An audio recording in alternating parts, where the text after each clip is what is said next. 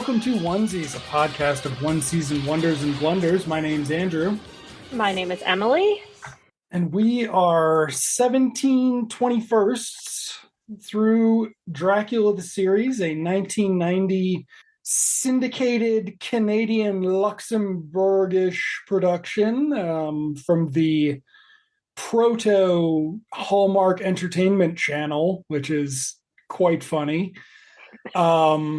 So we are on episode 17, which is The Decline of the Romanian Vampire, which sounds like a cool title, but has nothing to do with the episode content. Not really, no. Yeah. No. The attempted decline of the Romanian vampire? Yeah. I don't know. But I have nothing. Certainly not the decline of Western civilization or just anything, really. The decline is, well, I guess technically his health declines, which we will get to. Yeah. Though I noticed a bug in that trap too at some point. I hope I remember it. I didn't write it down. Oh, you should write it down now. Well, speaking of writing things down, do you have your 3 items? Yes. So I would like to talk about the intellectual capabilities of a pile of ash. I would like to discuss before this, well, I think it happens throughout, but talking to oneself as an exposition dump. And wow, Bram Stoker alert. Okay. Broad daylight, oil fields, and my 2 fathers. Okay.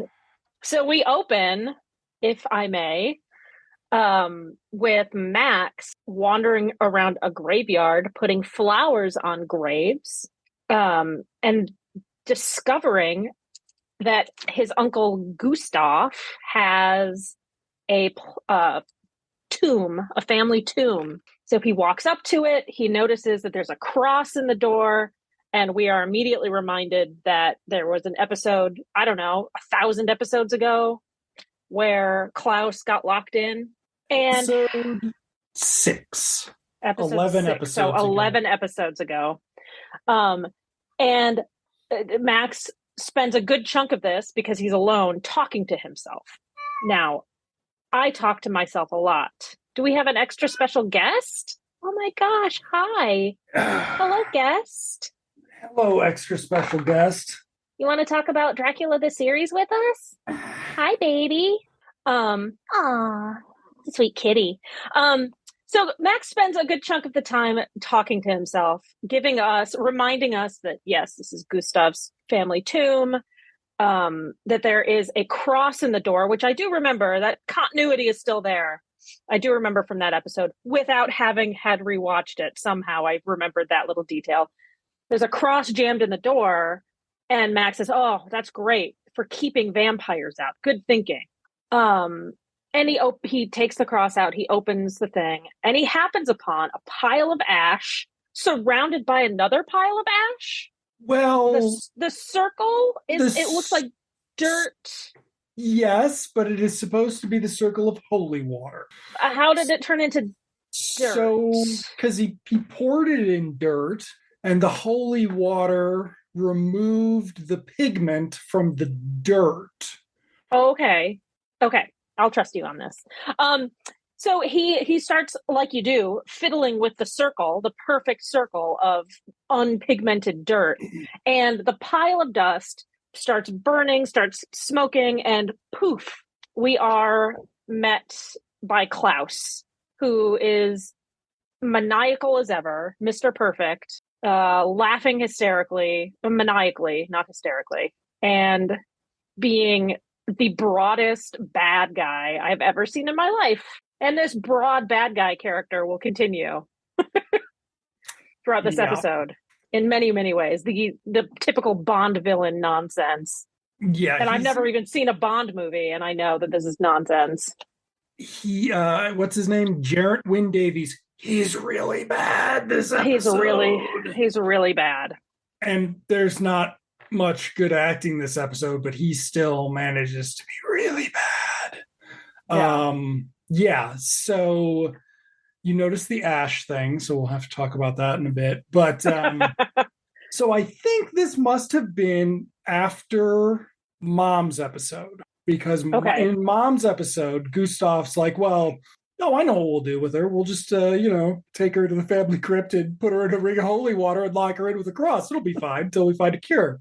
And the kids are like, okay, that's it. So Max would have had a reference at that point. Yeah.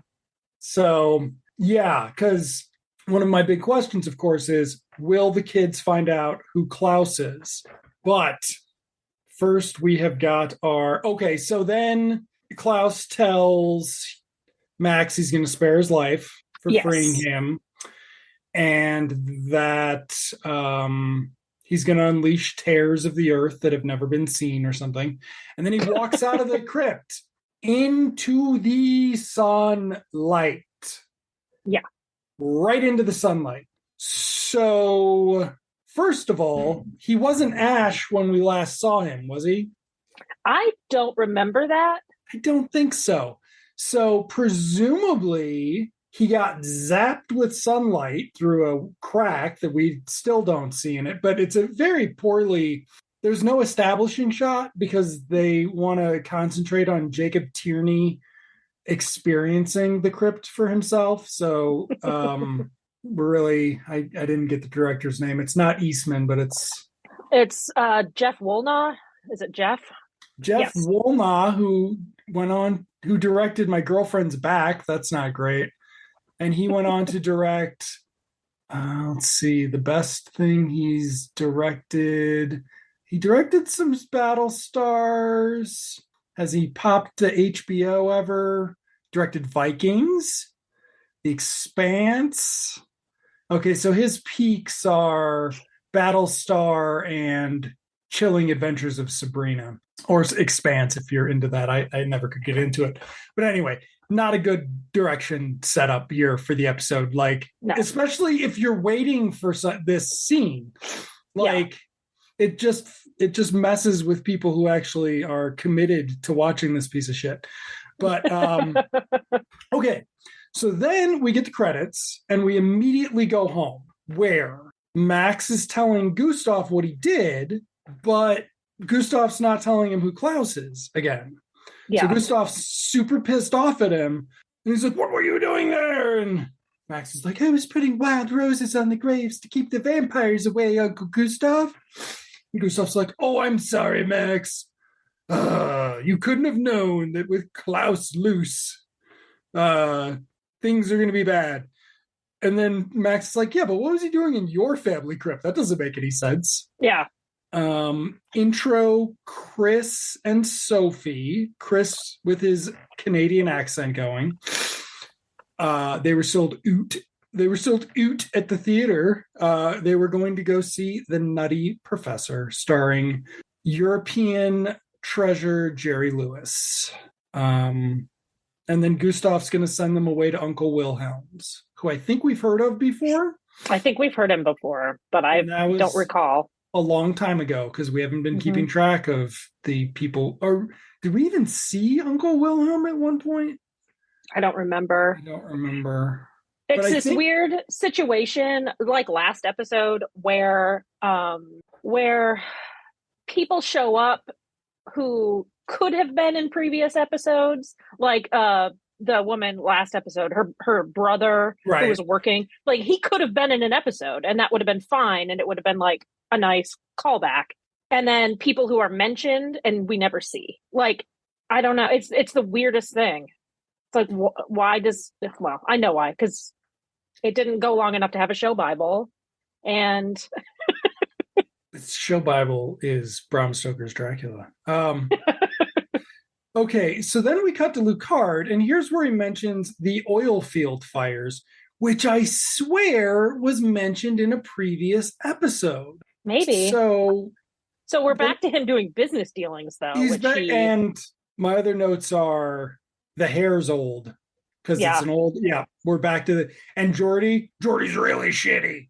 Like the only time Jordy's any good is when he's like being really mean to Gustav, which is kind of funny. Like, which is kind of funny. And his little twirl in appearance, I love yeah. that. That was great.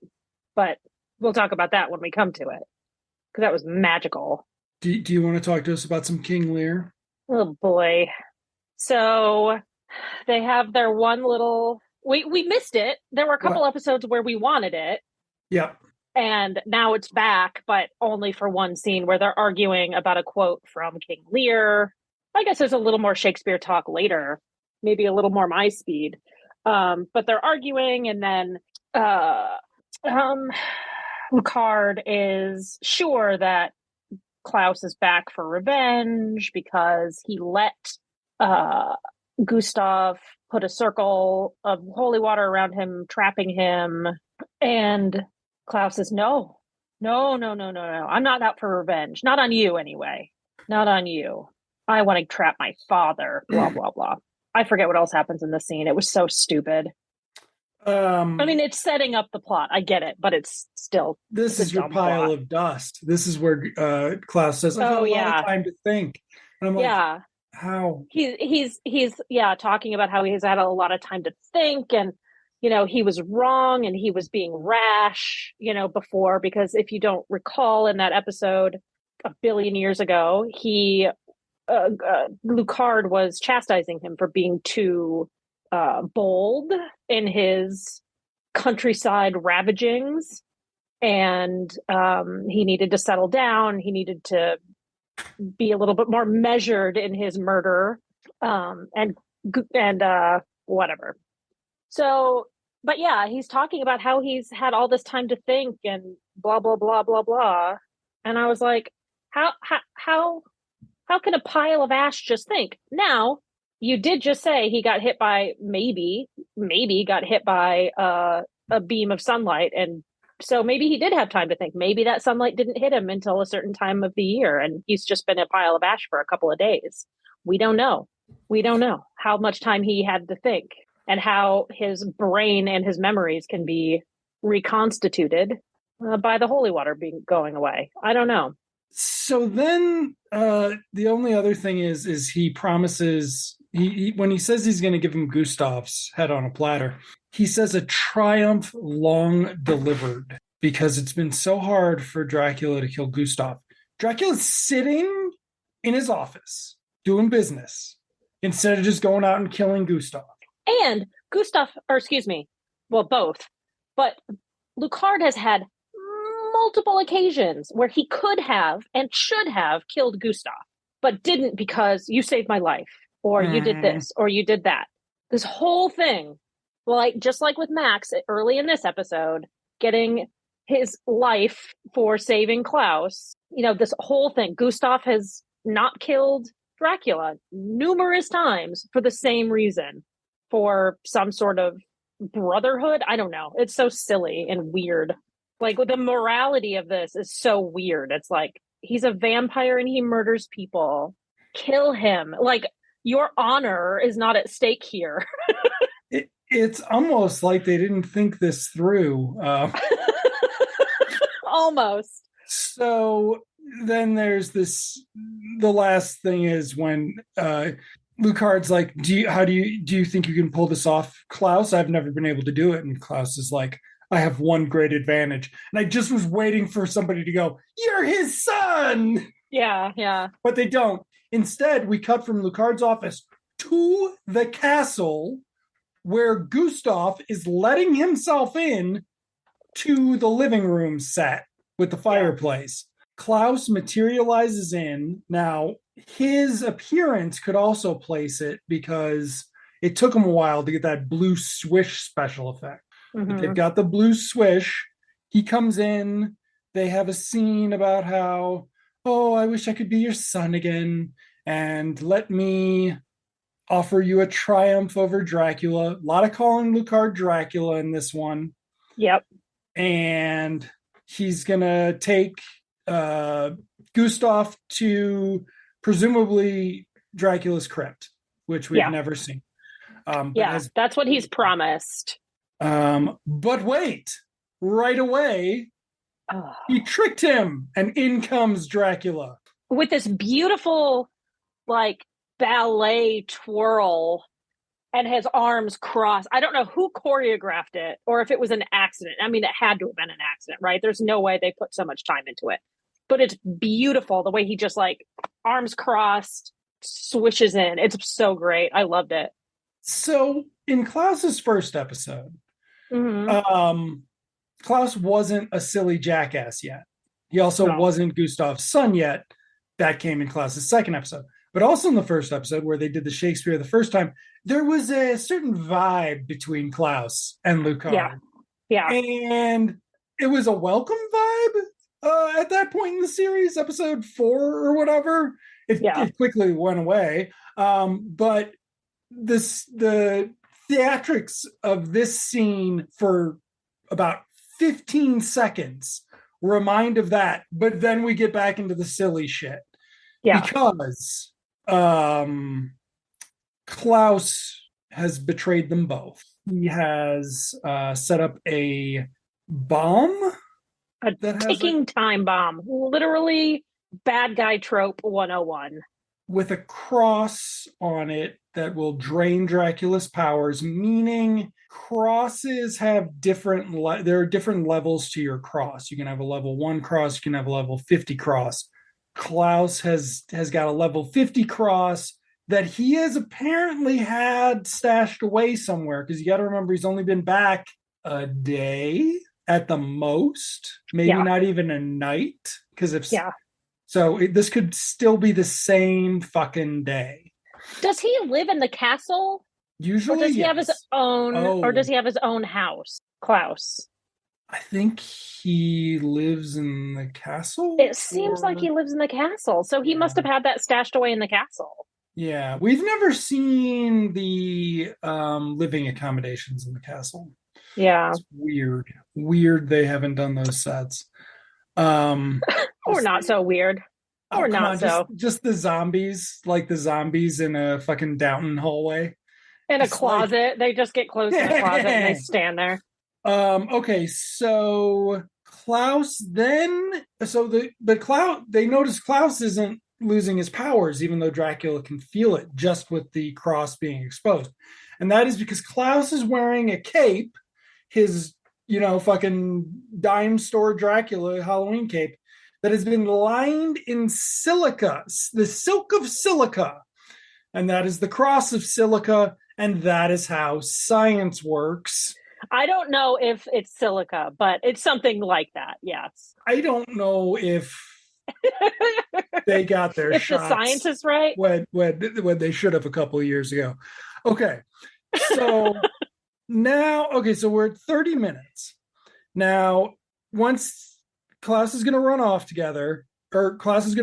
but he's like, okay, you guys are both going to be dead in 30 minutes, so you get to spend your last moments together. Bye-bye. Which is the most Bond villain shit ever. It's like, why 30 minutes? You're giving them time to fix it. How long it takes the cross to kill Dracula, which means it's not a good thing. He should have just had a huge water balloon of holy water or something. Like, there's so many other things he could have done.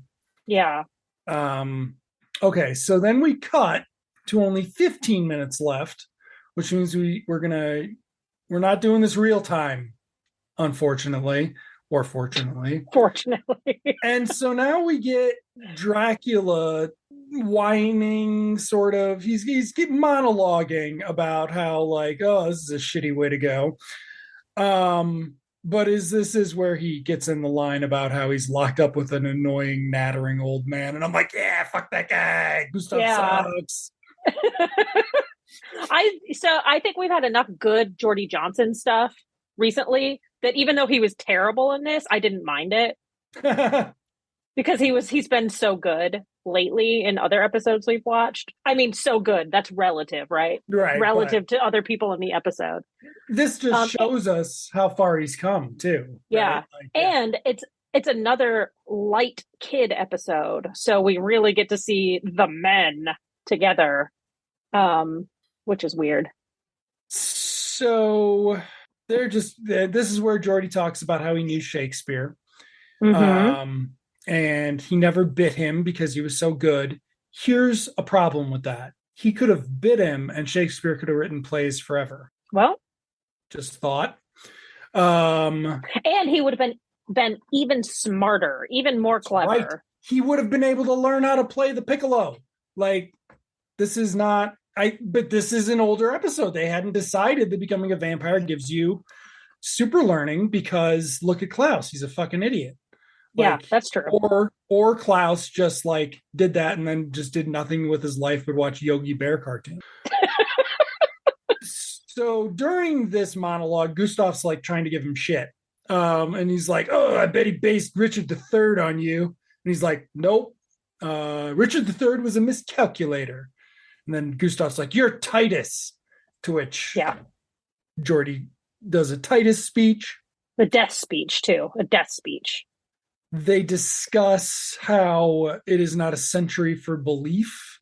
And now we get into the most backstory for sort of Dracula's 20th century that we've ever had. Yeah. Starting with he thought he was exposed by Bram Stoker, but it just entered him into the realm of fiction. And then he goes on to shit on Bela Lugosi a little bit, talking about how the movies were the best thing that could have ever happened to him, because instead of being a figure of horror and terror, he's become a figure of fun, somebody to make fun of. So fuck you, Lugosi. It also discounts that this was 90, so Christopher Lee would have still been in the sort of zeitgeist. This is the 1991, like the Universal monsters didn't really come back until the 90s. So he's being pretty vague about who he's shitting on. But then this would also have been a great time to mention Kim Coates' character. It would have been, yeah. Instead, just as a little callback, a beautiful little callback. Nope. Can't do it. Instead, Geordie goes on about how, I wish Olivier could have played me, or George Raft, which I was just like, they've never seen a George Raft movie. Like, you get more subtext from a fucking cartoon gangster than you get from George Raft. Like, please. So once they get done with this interchange, there's 12 minutes left. I didn't time whether or not it was actually 3 minutes, but I mean, thank goodness we're counting down. These two are going to be dead. The show's going to be over. It's going to be great. Yeah. Klaus will unleash his tears upon the world. Except the kids snuck out on Uncle Wilhelm's. So they went home to check on Uncle Gustav because, they're a team of vampire hunters and they're going to work together. And they don't see him there. So they're like, the only place he could have gone is the castle. Gustav is a Dayton man. We've established that. He could be out at the club fucking hitting on 25-year-olds and, getting beat up by their boyfriends. Like, that'd be a good episode. It's also entirely believable. But no, they're like, he's at the castle. So let's go to the castle. Back at the castle where there are 7 minutes left. So this means we know that the castle is less than 12 minutes. The castle is, I think, going to be about 6 minutes away tops. Yeah. On foot. Not even on bikes. Because we hadn't gotten the bikes yet. This is pre-bike budget. Why didn't they bring back the creepy graveyard guy? That would have been so much fun. Don't know. That would have been much better. Okay. Even if he was just like hanging out with Max, like, I'll help you do this. Yeah. Like walking along, putting stuff on.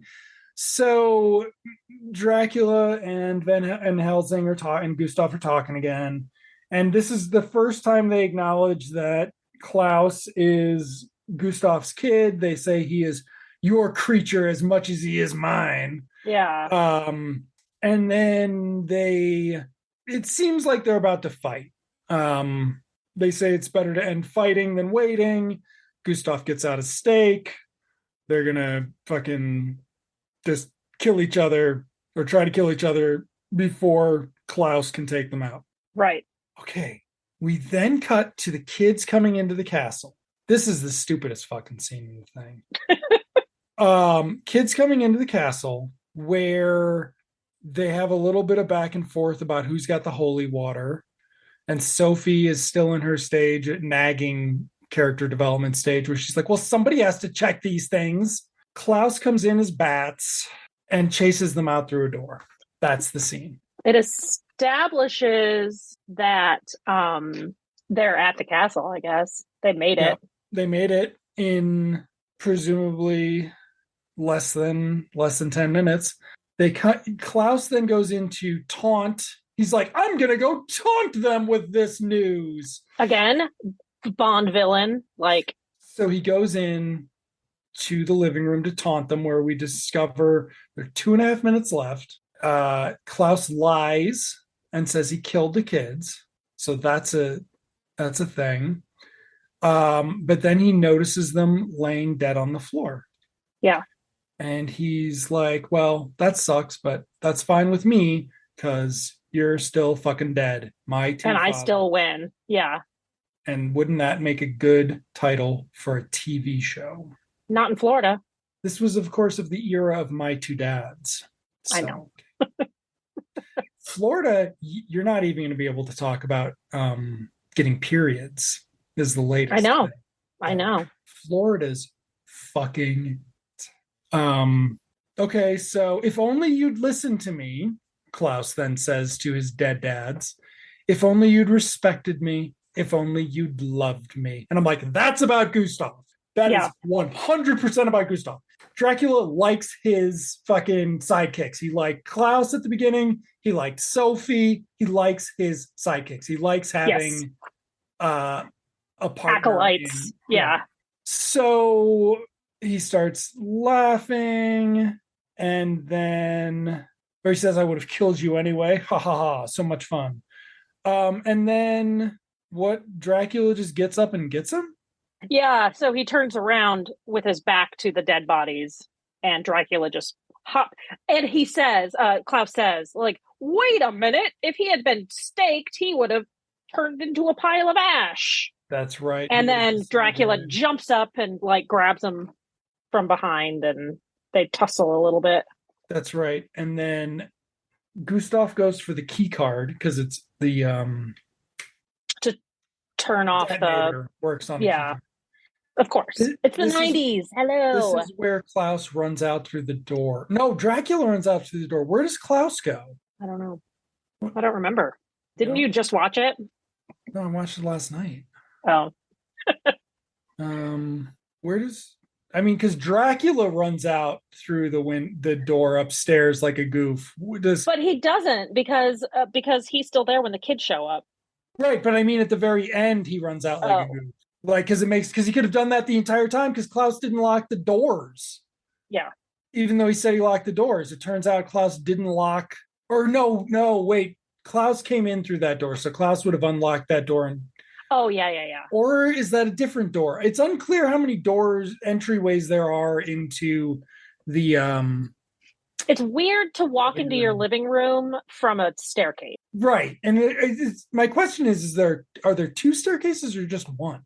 I don't know. Yeah. We've never gotten like a good full shot of the living room. We always just see it from weird angles. Because that's how the set works. I guess.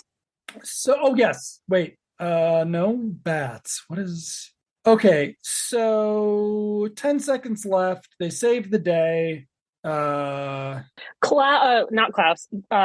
Gustav is struggling with a moral dilemma. Do I let this thing detonate? Because not detonate the cross. Does he leave the cross down? It looks like he's considering not swiping the card because Dracula's taken off the super silky cape that Klaus was wearing, that Klaus was wearing to protect himself.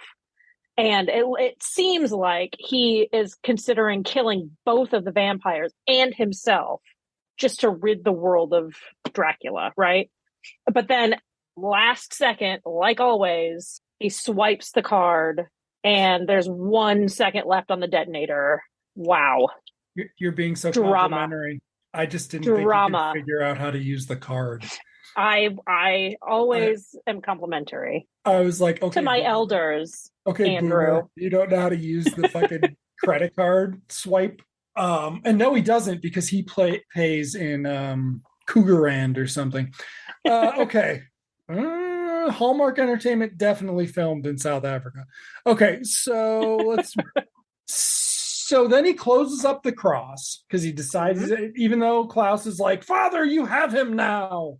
Um, Closes up the cross. I think this is where Klaus doesn't escape because I have a note that says bats, and Dracula doesn't turn into bats. So that must have been about Klaus. It must have been about Klaus. Okay. So Gustav's then trying to run from Dracula, who's now after him. Because Dracula's like, you fool. What makes you think I'm not going to kill you? God's own fool. God's own fool. That's right. God's own fool. Pretty flash. Pretty flash. Okay. So, but we work together. And then Dracula's like, well, here's your object lesson in good and evil. Yeah. Yeah. We've had scenes like this, even if this aired in order. We've already had them have this scene where they Mhm. decided they weren't going to kill each other. What's funnier is that we've seen Gustav is not above going after Dracula when Dracula's wounded either. Like we have a Because whole at episode, the the fountain or the the toxic dump. Yeah. spring. Yeah. Yeah. Okay. So the kids come in to save the day. And Gustav says, open the front of that box, which then reveals the cross, which then is going to hold Dracula in a Powerless state. powerless state. Now, the cross is in a box where it is protected on three sides, meaning that its powers don't emanate out. The door is behind them. All of the doors are behind them, except for the door that goes through to the dungeons, I think. And so that means Dracula could have gotten behind the cross and used his superpowers to break through a locked door I at mean, any time. maybe. I'm just because I mean it's like he's got to be in front of this object. There's this thing does not have a radius of influence.